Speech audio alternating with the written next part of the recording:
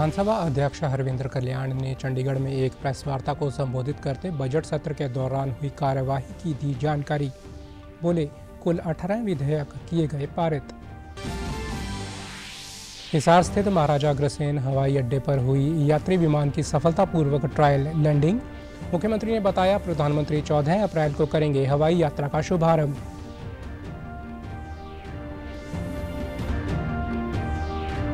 रोहतक नगर निगम रोहतक के नवनिर्वाचित महापौर राम अवतार वाल्मीकि ने कैबिनेट मंत्री डॉक्टर अरविंद शर्मा व कृष्णलाल पंवार की मौजूदगी में संभाला कार्यभार।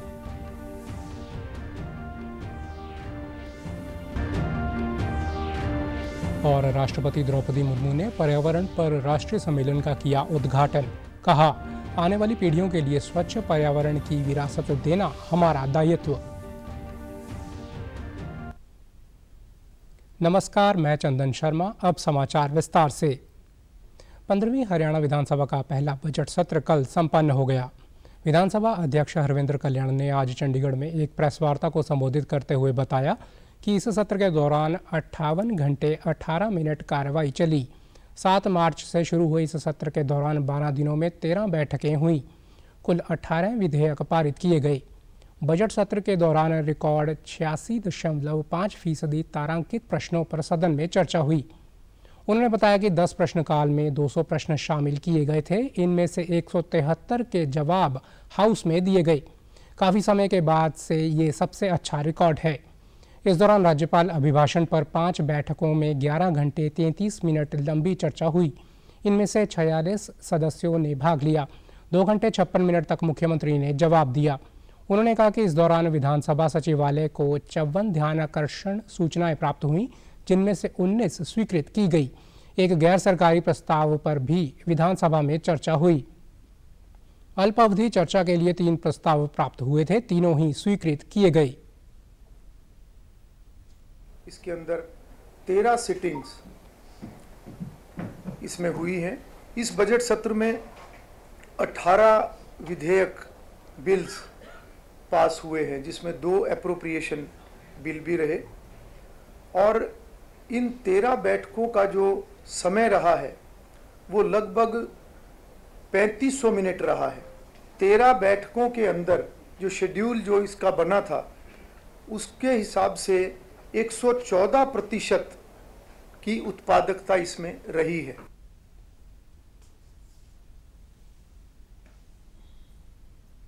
विधानसभा अध्यक्ष ने कहा कि उन्हें गर्व है कि इस दौरान हरियाणा को अपना राज्य गीत भी मिला, जिसे सदन में सुनाया गया। सभी दलों की तरफ से सकारात्मक चर्चा के बाद इसे सदन ने स्वीकृत किया। हरियाणा राज्य गीत के गायन के तौर तरीके तय करने के लिए समिति गठित करेंगे।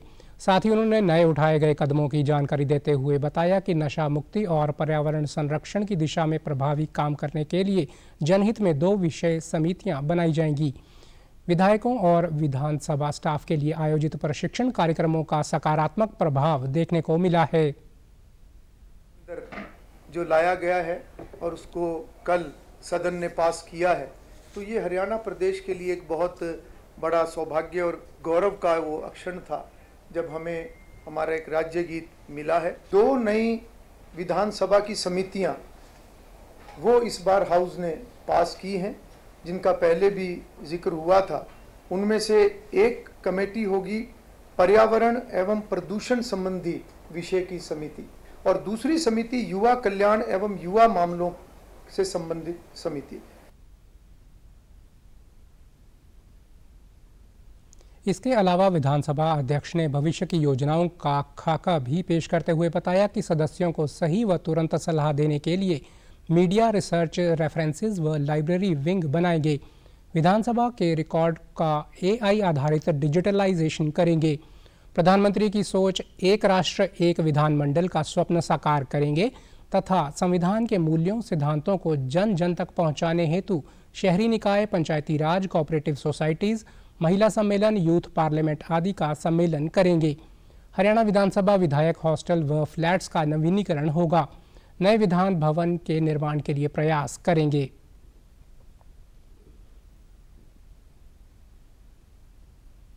मुख्यमंत्री नायब सिंह सैनी ने बजट सत्र के दौरान रचनात्मक सुझावों के लिए सभी सदस्यों का आभार प्रकट करते हुए कहा कि हरियाणा के इतिहास का शायद ये सबसे लंबा बजट सत्र रहा है।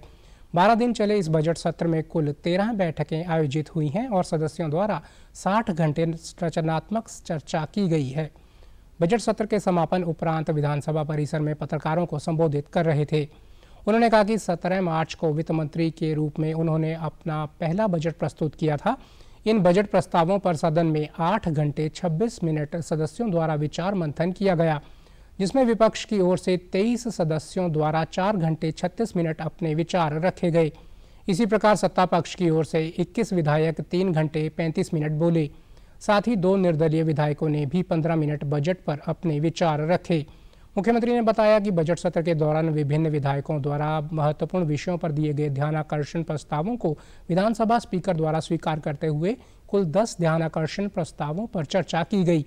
इसके अतिरिक्त हरियाणा प्रदेश की जनता के कल्याण के लिए पेश किए गए 16 महत्वपूर्ण विधेयकों पर चर्चा कर उन्हें पारित किया गया। उन्होंने कहा कि 2,05,017 करोड़ रुपए की राशि के बजट की एक पाई हरियाणा प्रदेश की जनता की भलाई के लिए खर्च की जाएगी। मुझे खुशी है कि इतिहास का शायद ये सबसे लंबा बजट सत्र रहा। इसमें कुल 13 सीटिंग हुई, जिनमें लगभग 60 घंटे सकारात्मक चर्चा हुई। मैंने 17 मार्च को वित्त मंत्री के रूप में अपना पहला बजट प्रस्तुत किया। बजट प्रस्तावों पर भी 8 घंटे 26 मिनट विचार मंथन हुआ। इसमें विपक्ष की ओर से 23 माननीय सदस्य 4 घंटे 36 मिनट बोले। सत्ता पक्ष की ओर से हमारे माननीय 21 विधायक 3 घंटे 35 मिनट बोले।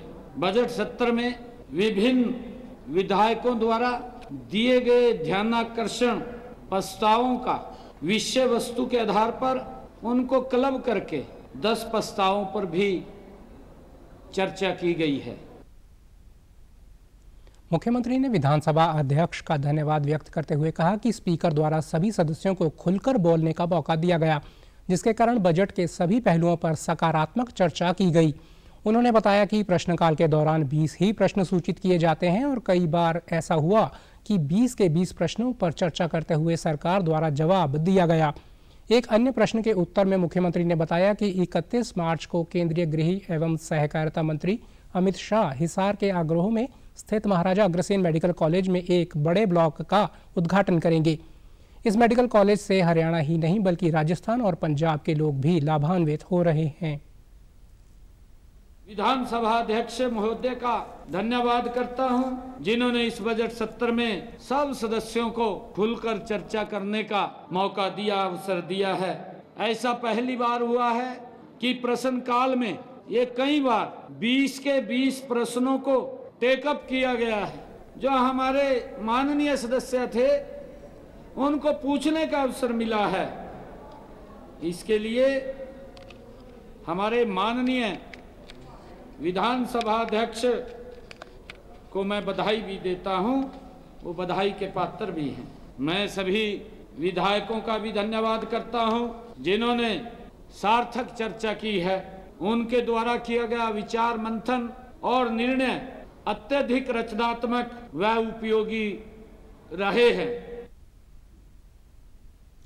प्रदेश के मुख्य निर्वाचन अधिकारी पंकज अग्रवाल ने बताया कि भारत निर्वाचन आयोग के निर्देशानुसार मतदान सूची में संबंध में सभी निर्वाचक पंजीकरण अधिकारी, सभी जिला निर्वाचन अधिकारी व सभी मुख्य निर्वाचन अधिकारी अपने अपने स्तर पर सभी मान्यता प्राप्त राजनीतिक दलों के साथ बैठक करेंगे। उन्होंने इस संबंध में गत दिवस हरियाणा के सभी मान्यता प्राप्त राजनीतिक दलों के साथ बैठक में बताया कि भारत निर्वाचन आयोग ने 5 और 6 मार्च को सभी राज्यों के मुख्य निर्वाचन अधिकारियों के साथ बैठक का आयोजन किया था, जिसमें ये निर्देश दिए गए। हिसार स्थित महाराजा अग्रसेन हवाई अड्डे पर कल एलायंस एयर के यात्री विमान की सफलतापूर्वक ट्रायल लैंडिंग करवाई गई, जो बेहद सुगम रही। एलायंस एयर के जिस विमान से ट्रायल लैंडिंग करवाई गई है वो 72 सीटर ATR 72,600 विमान है। इस ट्रायल लैंडिंग के बाद अब हिसार से अयोध्या व अन्य स्थलों के लिए नियमित यात्री विमानों का संचालन का सपना जल्द पूरा होगा। विमान के सफल ट्रायल पर हिसार निवासियों ने खुशी जताते हुए कहा कि ये एक गौरव का क्षण है। यहाँ से अयोध्या, दिल्ली व जम्मू जैसे स्थानों के लिए विमान यात्रा शुरू होने से लोगों को काफ़ी सुविधा होगी। प्रधानमंत्री इस हवाई अड्डे का उद्घाटन करेंगे। हिसार से विमान सेवा शुरू होने से स्थानीय युवाओं के लिए रोजगार के नए अवसर पैदा होंगे। भविष्य में हिसार में नए उद्यम भी स्थापित होंगे। हवाई चप्पल पहनने वाला अब हवाई जहाज में सफ़र कर पाएगा। ये सपना देश के प्रधानमंत्री नरेंद्र मोदी ने ही पूरा किया है। और जो ये 70 सीटों का प्लेन हिसार में ट्रायल हुआ है, सफल रहा है। और इसके बाद हमारी जो शहर में लोकल फ़्लाइट्स हैं वगैरह, जम्मू, अयोध्या, यहाँ पर भी जाने लगेगी, ट्रैवल बढ़ेगा। इससे दिल्ली भी आपको फ़्लाइट मिल पाएगी। तो ये बहुत ही अच्छी हिसार के लिए एक सम्मानजनक बात है। और मैंने सुना है कि 14 अप्रैल को नरेंद्र मोदी जी भी इसका उद्घाटन करने के लिए आ रहे हैं, जो कि बहुत ही बढ़िया और हिसार के लिए बहुत अच्छी बात है कि भाई यहाँ पर डेवलपमेंट और ज़्यादा बढ़ेगी उसके आने के कारण। 70 सीटर विमान का जो ट्रायल था वो सफल रहा। अब लोगों को आवाजाही में बहुत आसानी होएगी, उनका वक्त बचेगा और नए नए बिजनेस के या वेंचर स्टार्टअप्स के लिए थोड़ी सुविधा होएगी। इससे हिसार के युवाओं के लिए नए रोजगार के अवसर पैदा होंगे। हिसार से अब हवाई जहाज उड़ेंगे, ये हमारे लिए बहुत ही अच्छी बात है हिसार से। और पहले हम ट्रेन से अयोध्या जाते थे और हम बाई जहाज़ से जाएंगे, और आज हवाई चप्पल पहनने वाला मैं हवाई जहाज़ में उड़ूंगा। मेरे लिए बहुत ही अच्छी बात है। ये हवाई चप्पल से हवाई जहाज़ में जाने का सपना ये नरेंद्र मोदी ने पूरा किया है और वही कर सकता है। उधर मुख्यमंत्री नायब सिंह सैनी ने कहा कि आगामी 14 अप्रैल को प्रधानमंत्री नरेंद्र मोदी हिसार एयरपोर्ट से हवाई यात्रा का शुभारंभ करेंगे। इस संबंध में अलायंस एयरलाइंस द्वारा सफल एयर ट्रायल आयोजित किया गया है। मुख्यमंत्री ने विधानसभा में बजट सत्र के दौरान शून्यकाल में सदन में बताया कि हरियाणा के लिए बहुत ही गौरव की बात है कि हिसार में महाराजा अग्रसेन एयरपोर्ट हरियाणा का पहला अपना एयरपोर्ट होगा। सच्चे प्रधानमंत्री आदरणीय नरेंद्र मोदी जी, मैंने पिछले दिनों चर्चा की थी इसी महान सदन के अंदर कि 14 अप्रैल को माननीय प्रधानमंत्री जी हिसार में आ रहे हैं। मुझे महान सदन को बताते हुए खुशी हो रही है कि आज हिसार एयरपोर्ट पर जो अलायंस एयर की फ्लाइट का ट्रायल आज सफलतापूर्वक वहाँ हो गया है। हाउस को आज जानकारी देने के लिए खड़ा हुआ था, क्योंकि हम सबका ये परम सौभाग्य है कि हमारा हरियाणा का एक एयरपोर्ट इसके अंदर जुड़ जाएगा। नगर निगम रोहतक के नवनिर्वाचित महापौर राम अवतार वाल्मीकि ने आज अपना कार्यभार संभाला। इस अवसर पर प्रदेश के सहकारिता मंत्री डॉक्टर अरविंद शर्मा, विकास एवं पंचायत मंत्री कृष्ण लाल पंवार और पूर्व मंत्री मनीष ग्रोवर प्रमुख तौर पर मौजूद रहे। हाल ही में हुए नगर निगम के चुनाव में राम अवतार वाल्मीकि ने जीत हासिल की थी। इससे पूर्व रोहतक के सिंचाई विश्रामगृह में कार्यक्रम हुआ। इस अवसर पर कार्यक्रम को संबोधित करते हुए डॉक्टर अरविंद शर्मा ने केंद्र व प्रदेश सरकार की नीतियों का खास तौर पर जिक्र किया। साथ ही उन्होंने हरियाणा सरकार के बजट को हर वर्ग के हित का बताया। उन्होंने वर्ष 2047 में भारत को विकसित बनाने के प्रधानमंत्री नरेंद्र मोदी के संकल्प को भी दोहराया। उन्होंने कांग्रेस पार्टी पर चुनाव के दौरान प्रदेश की जनता को गुमराह करने का आरोप लगाया। वहीं विकास एवं पंचायत मंत्री कृष्णलाल पंवार ने हरियाणा का चहुमुखी विकास कराए जाने का वायदा किया। उन्होंने कहा कि विकास के कार्य के लिए सरकार के पास बजट की कोई कमी नहीं है। जो सेशन रहा है बहुत ऐतिहासिक रहा है, सभी ने अपनी बात रखी और विपक्ष ने भी, आप देखेंगे जब माननीय मुख्यमंत्री ने जब बजट भाषण दिया 2 घंटे 55 मिनट विपक्ष बैठा था, उसमें विपक्ष ने पूरी बातें सुनी। ये तो गवर्नर साहब के राज्यपाल जी के अभिभाषण में उन्होंने वॉकआउट किया। और अब जब बजट पर जब चर्चा होकर के माननीय मुख्यमंत्री जी ने जब रिप्लाई दिया है तो 3 घंटा 6 मिनट भी सभी ने सुना उसको। मैं कह रहा हूँ तो भारतीय जनता पार्टी की नायब सैनी के नेतृत्व की सरकार, हम शहरी मंत्रालय की तरफ से हम जो हमारे शहर हैं उनको, चाहे सीवरेज का है, पीने के पानी का है या स्वच्छता का है, उन सब के लिए अलग से हमने बजट बढ़ाकर रखा है, जिससे कि शहर का सौंदर्यीकरण हो, शहरों में किसी प्रकार की रहने वाले व्यक्ति किसी प्रकार की दिक्कत ना आए। इसके लिए नायब सैनी सरकार ने हमने जो बजट पेश किया है पूरे प्रदेश के लिए सब लाभदायक होगा। वहीं नगर निगम के नवनिर्वाचित महापौर राम अवतार वाल्मीकि ने कहा कि विकास कार्यों में किसी प्रकार की कमी नहीं आने दी जाएगी।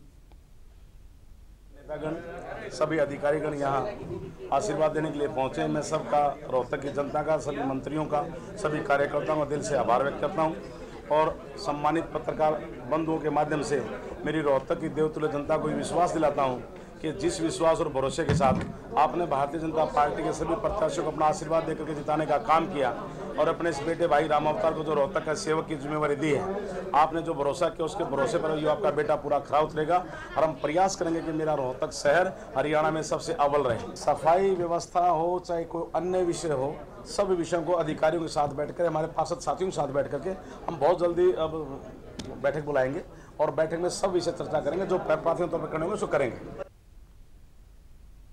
राष्ट्रपति द्रौपदी मुर्मू ने पर्यावरण संरक्षण पर आयोजित राष्ट्रीय सम्मेलन का उद्घाटन किया। इस दौरान उन्होंने कहा कि आने वाली पीढ़ियों के लिए स्वच्छ पर्यावरण ही विरासत देना हमारा दायित्व है। पर्यावरण और अधिक जीवंत बनाना हमारा दायित्व ही नहीं बल्कि हमारे लिए एक चुनौती भी है। राष्ट्रपति ने आगे कहा कि विकास की भारतीय विरासत का आधार पोषण है और शोषण नहीं, संरक्षण है, उन्मूलन नहीं। पिछले 10 वर्षों के दौरान भारत ने अंतर्राष्ट्रीय समझौता के अनुसार नेशनलिटी डिटरमाइंड कंट्रीब्यूशन को समय से पहले पूरा किया है। इसके लिए मैं भारत सरकार, पर्यावरण मंत्रालय, राज्य सरकार तथा सभी देशवासियों की सराहना करती हूँ। वाली पीढ़ियों के लिए हम स्वच्छ पर्यावरण की विरासत प्रदान करें।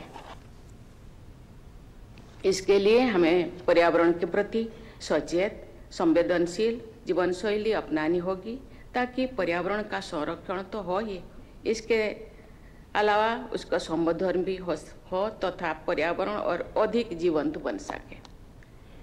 स्वच्छ पर्यावरण की विरासत और आधुनिक विकास का समन्वय करना एक अवसर भी है और हम लोगों के सामने चुनौती भी है। विकास की भारतीय विरासत का आधार पोषण है, शोषण नहीं, संरक्षण है, उन्मूलन नहीं। इसी विरासत के अनुरूप हम विकसित भारत की दिशा में आगे बढ़ना चाहिए। पिछले दशक के दौरान भारत ने अंतर्राष्ट्रीय समझौतों के अनुसार तय किए गए नेशनलिटी डिटरमाइंड कंट्रीब्यूशंस को समय से पहले पूरा करने की अनेक उदाहरण प्रस्तुत किए हैं। वहीं इस अवसर पर केंद्रीय पर्यावरण, वन और जलवायु परिवर्तन मंत्री भूपेंद्र यादव ने कहा कि भारत कार्बन फुटप्रिंट कम करने में नवाचार को बढ़ावा देने पर ध्यान केंद्रित कर रहा है। उन्होंने कहा कि भारत विश्व में ऊर्जा का उत्पादन करने वाला तीसरा सबसे बड़ा देश है। भारत ने वर्ष 2030 तक 500 गीगावाट नवीनीकरणीय ऊर्जा उत्पादन का लक्ष्य निर्धारित किया है। प्रधानमंत्री नरेंद्र मोदी कल सुबह 11 बजे आकाशवाणी पर मन की बात कार्यक्रम में देश विदेश के लोगों के साथ अपने विचार साझा करेंगे। ये मासिक रेडियो प्रोग्राम की 120वीं कड़ी होगी। ये कार्यक्रम आकाशवाणी और दूरदर्शन के पूरे नेटवर्क, आकाशवाणी समाचार वेबसाइट और news on AIR mobile app पर प्रसारित होगा।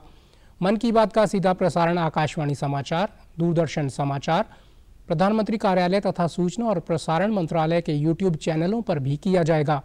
हिंदी प्रसारण के बाद तुरंत आकाशवाणी से प्रादेशिक भाषाओं में इस कार्यक्रम का प्रसारण किया जाएगा। इस बार चैत्र नवरात्रि 30 मार्च से 6 अप्रैल तक मनाए जाएंगे। पंचकुला की उपायुक्त मोनिका गुप्ता ने बताया कि हर वर्ष की भांति चैत्र नवरात्रि मनाने के लिए माता मनसा देवी श्राइन बोर्ड द्वारा सारी तैयारी कर ली गई है। जो भी श्रद्धालु इस दौरान मंदिर में आएंगे उनकी सुविधा और सुरक्षा के मद्देनज़र सारी तैयारियां जोरों से चल रही हैं। साथ ही इस बार माता पर चोला चढ़ाने के लिए अभी हमने ऑनलाइन प्रक्रिया शुरू की है। उपायुक्त ने बताया कि माता के दर्शन के लिए जो वरिष्ठ नागरिक, दिव्यांगजन और गर्भवती महिला आएंगी उनके लिए विशेष ई-रिक्शा की भी सुविधा उपलब्ध करवाई गई है, जो पार्किंग स्थल से लेकर उनको मंदिर तक लेकर जाएगी। उन्होंने कहा कि स्वास्तिक विहार से मेला स्थल तक पैदल आने वाले श्रद्धालुओं के लिए 5 मिनी बसें लगाई जा रही हैं। इस वर्ष चैत्र नवरात्रे 30 मार्च से आरंभ होकर 6 अप्रैल तक चलने वाली है और हर वर्ष के भांति बहुत ही खुशी से चैत्र नवरात्रे मनाने के लिए श्री माता मनसा देवी श्राइन बोर्ड द्वारा सारी तैयारियां कर ली गई हैं। जो भी श्रद्धालु इस दौरान मंदिर में आएंगे उनकी सुविधा और सुरक्षा के मद्देनज़र सारी तैयारियां बड़े ज़ोरों शोरों से चल रही हैं। भारी मात्रा में इस काम के लिए पुलिस बल भी तैनात रहेगा जो सुरक्षा इंश्योर करेगा। मंदिर परिसर की सफाई के लिए विशेष प्रयास किए जा रहे हैं साथ साथ इस बार माता पे चोला चढ़ाने के लिए भी हमने एक ऑनलाइन प्रक्रिया स्टार्ट की है, ताकि पारदर्शी तरीके से जो भी श्रद्धालु माता जी पे अपना चोला चढ़ाना चाहते हैं वो ऑनलाइन माध्यम से बुक कर सकते हैं। इसी के साथ साथ यदि कोई वृद्ध व्यक्ति या कोई प्रेग्नेंट लेडी या कोई अशक्त व्यक्ति जो माता के दर्शन करने आते हैं, उनके लिए 10 ई-रिक्शा की भी सुविधा हमने उपलब्ध कराई है, जो पार्किंग स्थल से लेकर उनको मंदिर तक लेकर जाएगी। नशे के विरुद्ध युवाओं में अलख जगाने के लिए कल मूर्थल स्थित दीनबंधु छोटूराम विज्ञान एवं प्रौद्योगिकी विश्वविद्यालय द्वारा सोनीपत हाफ मैराथन का आयोजन किया जाएगा। उपायुक्त डॉक्टर मनोज कुमार ने अधिकारियों के साथ आयोजन स्थल का दौरा कर तैयारियों का निरीक्षण करते हुए आवश्यक निर्देश दिए। इस दौरान मुख्यमंत्री के ओएसडी वीरेंद्र बड़खालसा भी मौजूद रहे। उन्होंने कहा कि प्रदेश की युवा पीढ़ी को नशे से दूर रखने के लिए मुख्यमंत्री के नेतृत्व में सरकार द्वारा मैराथन के रूप में ये अनोखी पहल चलाई गई है। मैराथन में भाग लेने के लिए ज़िले के लोगों में काफ़ी उत्साह दिखाई दे रहा है और अब तक ज़िले के 60,000 से ज़्यादा लोग पंजीकरण करवा चुके हैं। मैराथन को लेकर ज़िला प्रशासन द्वारा सभी तैयारियां पूरी कर ली गई हैं। मुख्यमंत्री नायब सिंह सैनी इस मैराथन का शुभारंभ विश्वविद्यालय से करेंगे। सरकार के फैसले से कालावाली क्षेत्र के किसान बहुत खुश नज़र आ रहे हैं। इसके लिए क्षेत्र के किसान ने सरकार का आभार जताते हुए कहा कि अब उन्हें सरसों की फसल बेचने में अधिक लाभ होगा। भारत सरकार ने मूल्य समर्थन योजना के निर्देशों में संशोधन किया है। इसके तहत सरसों खरीद की सीमा प्रति किसान प्रतिदिन 25 क्विंटल से बढ़ाकर 40 क्विंटल कर दी गई है। इसके लिए सिरसा के किसानों ने सरकार का धन्यवाद किया है। उन्होंने कहा कि पहले सरकार द्वारा 25 क्विंटल सरसों की खरीद की जाती थी और बची हुई फसल उन्हें निजी दुकानों पर कम रेट में बेचनी पड़ती थी, लेकिन अब प्रतिदिन की लिमिट बढ़ाने से उन्हें काफ़ी फायदा होगा। सरकार ने बहुत बढ़िया काम किया है जी। पहले 25 क्विंटल सरों खरीदती थी और जो बच जाती है वो कम रेट पर बाजार में बेचनी पड़ती थी, जहाँ दोबारा चक्कर लगाना पड़ता था। अब 40 क्विंटल की 2-3 किले सरों होती है जमींदार के पास, वो एक दिन में आसानी से बेच सकता है 40 क्विंटल। बहुत सराहनीय काम, बहुत बढ़िया काम है ये। 25 ਤੋਂ 40 क्विंटल करती गवर्नमेंट का धन्यवाद करते हैं। जिमीदार दी जे क्विंटल 2 क्विंटल बच रही थी उन्हें मोड़ के लियानी पैंदी थी। ਹੁਣ बहुत ਧੰਨਵਾਦ ਹੈ ਗਵਰਨਮੈਂਟ ਦਾ ਜਿਹੜੀ 40 ਕੁਇੰਟਲ ਸਰੋਂ ਖਰੀਦ ਕਰਤੀ। 25 ਤੋਂ 40 ਕੀਤੀ ਹੈ। ਇਸ ਗੱਲ ਤੇ ਅਸੀਂ ਧੰਨਵਾਦ ਕਰਦੇ ਹਾਂ। ਸਰਕਾਰ ਦਾ ਵੀ ਬਹੁਤ ਵਧੀਆ ਕੀਤਾ ਹੈ। ਜਿਹੜਾ ਕਿ ਕਿਸਾਨ ਛੋਟਾ ਹੈ ਚਾਹੇ ਵੱਡਾ ਜ਼ਿਮੀਂਦਾਰ ਹੈ, ਉਹਨੂੰ ਇੱਕ ਵਾਰੀ ਜੇ ਕਿਤੇ ਉੱਥੇ ਬਚ ਰਹਿੰਦੀ ਸੀ ਕੁਇੰਟਲ 2 ਕੁਇੰਟਲ ਉਹ ਵਾਪਸ ਲਿਆਉਣੀ ਪੈਂਦੀ ਸੀ, ਹੁਣ ਉਹਨੂੰ ਵਾਪਸ ਨਹੀਂ ਲਿਆਉਣੀ ਪੈਣੀ किसान। वहीं खरीद एजेंसी हैफेड के प्रबंधक प्रदीप खन्ना ने कहा कि सरसों की प्रतिदिन होने वाली खरीद में बढ़ोतरी करना सरकार का अच्छा फैसला है। इससे किसानों को काफ़ी लाभ होगा। लेटर जारी किया गया है, उसको पूर्ण रूप से इम्प्लीमेंट किया जाएगा और जैसे ही कमेटी मार्केट कमेटी से संबंधित ये जो 25 से 40 क्विंटल का टोकन निकलता है, अगर फार्मर का किसी का भी, तो उसके लिए हम 25 की जगह 40 क्विंटल एक किसान का एक दिन में खरीद करेंगे। सरकार ने जो किसानों के लिए ये सहूलत की है, पहले 25 क्विंटल में काफ़ी दिक्कत आती थी क्योंकि ट्राली में 35-40 क्विंटल सरसों आती है तो सरसों बच जाती थी तो भी दिक्कत थी, किसान को वापस लेके जानी पड़ती थी। अब इससे किसान को काफ़ी सुविधा होगी और साथ में ज़्यादा माल उसका तुल पाएगा और कम चक्कर उसको लगाने पड़ेगी, कम डीजल लगेगा। इससे मैं सरकार को बहुत बहुत आभार व्यक्त करता हूँ और साथ में अपील करता हूँ कि सरसों की समुचित व्यवस्था की जाए खरीद की, ताकि किसान को परेशान न होना पड़े।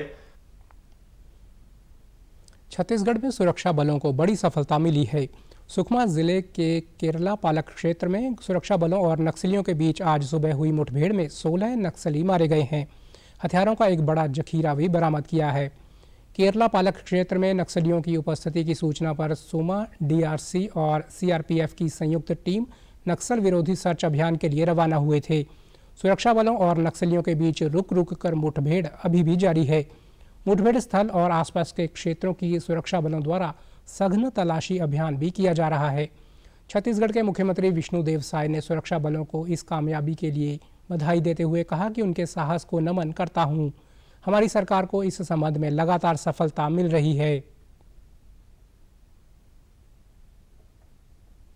लगातार हमारी सरकार को नक्सलवाद में बड़ी सफलता मिल रही है। हमारे सुरक्षा बल के जवान ताकत के साथ, बहादुरी के साथ नक्सलवाद के खिलाफ में लड़ाई लड़ रहे हैं और अभी तक ये 15 महीने में बहुत बड़ी सफलता मिली है जो पूरा देश जानता है।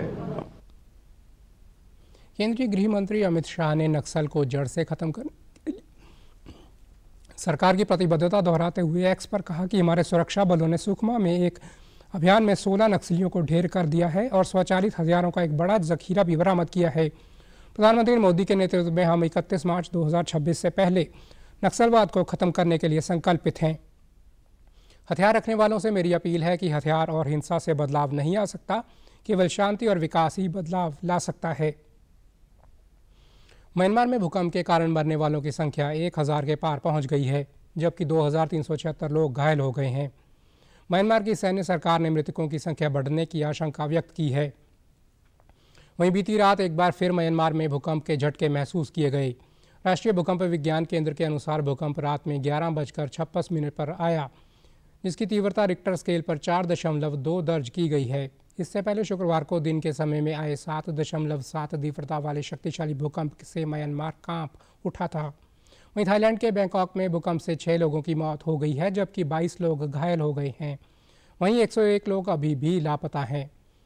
उधर भूकंप प्रभावित म्यांमार के लिए भारत के राहत अभियान ऑपरेशन ब्रह्मा के तहत 15 टन तत्काल मानवीय सहायता की पहल खेप आज युगान में उतरी। भूकंप के बाद हिंडन एयरफोर्स स्टेशन से टेंट, कंबल, स्लीपिंग बैग, खाने के पैकेट, स्वच्छता किट, जनरेटर और आवश्यक दवाओं सहित राहत सामग्री लेकर भारतीय वायुसेना का C-130J विमान रवाना किया गया।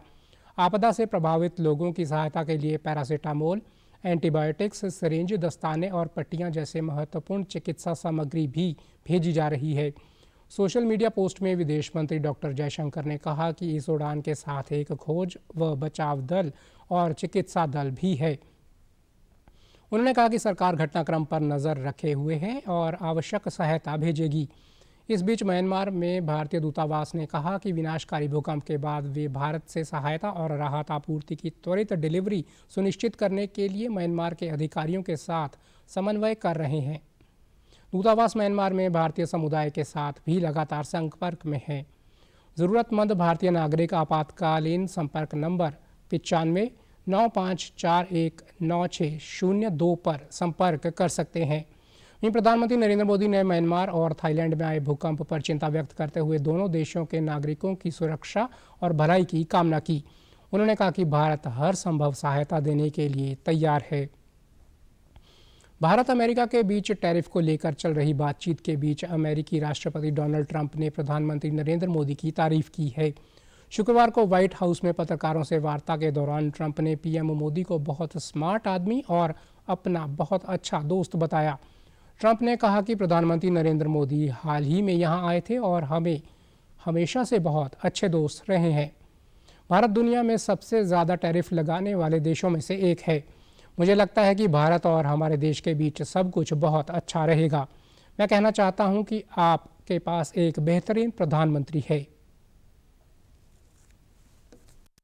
Well, as you know, Prime Minister Modi was here just recently, and we've always been very good friends. India is one of the highest tariffing nations in the world. You know that. I know. Thank you for shaking your head, but it's brutal. It's brutal. They're very smart, and he's a very smart man and a great friend of mine, actually. And we had very good talks. I think it's going to work out very well between India and our country. गौरतलब है कि ये पहली बार नहीं है जब अमेरिकी राष्ट्रपति ने प्रधानमंत्री नरेंद्र मोदी की तारीफ की हो। वे पहले भी ऐसा करते रहे हैं। हाल ही में पीएम मोदी के अमेरिकी दौरे के दौरान उन्होंने भी प्रधानमंत्री नरेंद्र मोदी को महान नेता और खुद से बेहतर वार्ताकार बताया था। समाचारों में आज इतना ही। नमस्कार।